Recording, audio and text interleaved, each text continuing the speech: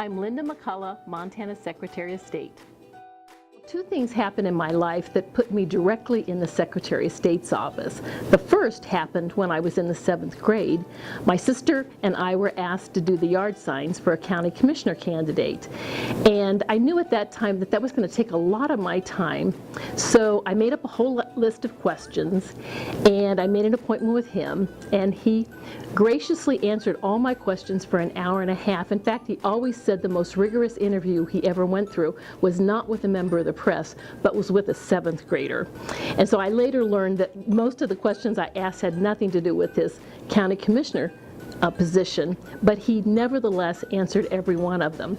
So I worked on that campaign, spent many evenings and weekends working on those yard signs, because that was before you sent them out to the printers and you silk screened them.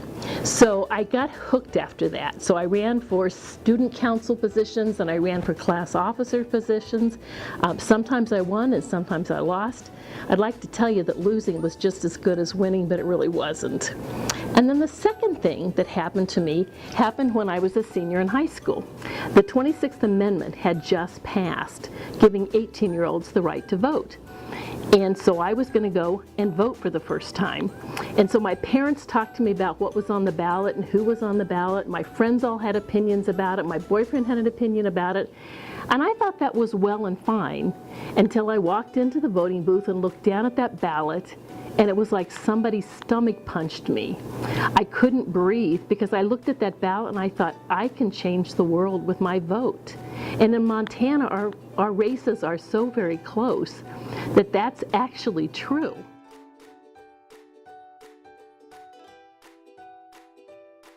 Our education system is a great one, but I have a deep belief that we as chief election officials have the responsibility and honor of not only conducting fair and transparent elections, but building a culture of voter engagement and education. I was a teacher for 20 years before I was elected statewide, so I know the value of good teaching materials. So we wanted to build a site that had various components on it. So we have teaching materials, we have lesson plans, we even have a site where it's a build-your-own state seal. We're very proud of that. I absolutely love Senator Dorothy Eck's comment. She was a delegate to the rewriting of the Constitutional Convention here in Montana, and she was also a senator here. And she said, you know, if you see something that isn't working well, don't just complain, do something about it. And I think that really is the lesson in anything that is wrong. It doesn't really do a lot of good to complain about it, but there may be things that you can do. Civic education is the cornerstone in ensuring we have a functioning democracy. By educating children, we are ensuring systemic change that will inspire future generations to become engaged in our democracy.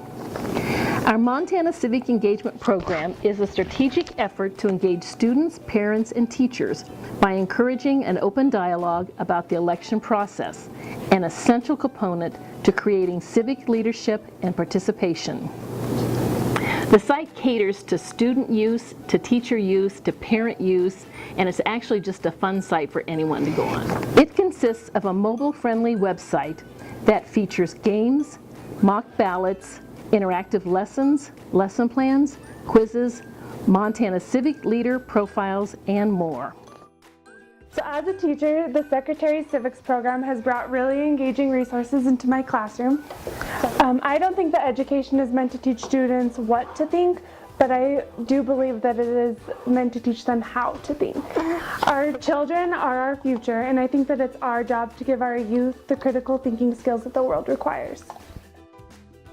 This site, combined with our civics roadmap, which is being sent to all Montana 3rd through 8th grade classrooms, 18 and ready-to-vote mailings, classroom visits, contests, conferences, and emails, is an effort to leave a lasting legacy long after I depart from office.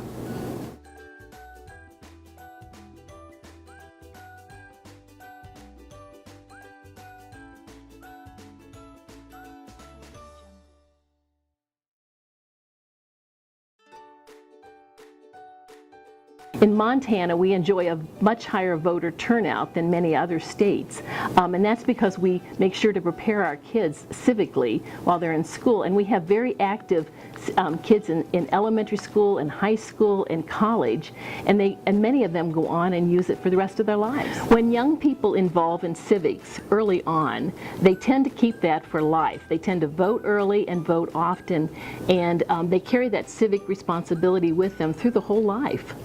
That's what we want to do with our site.